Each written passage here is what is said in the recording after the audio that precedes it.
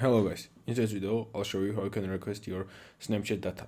So first of all you want to go on this site and you have to log in your Snapchat and then verify your identity. So then you have to click submit and here's your data information, and if you scroll down here you can see submit request, and if you click it, it will send you on the email. So this is email, and we can click here and it will take us on this website, and here you can see this blue line, and if you click it, it will start downloading. If you open it, you have to find memories file, and here it is. It's your memory file.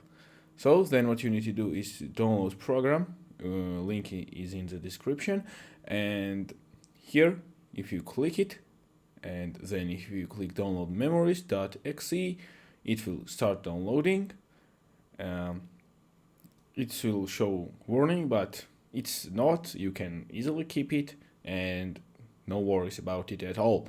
So if you minimize it and if you open your memories and then just open this, what you downloaded, and import your memories, it will show your memories. So that was all for today's video, guys. I hope I helped. See you in the next one. Goodbye, guys.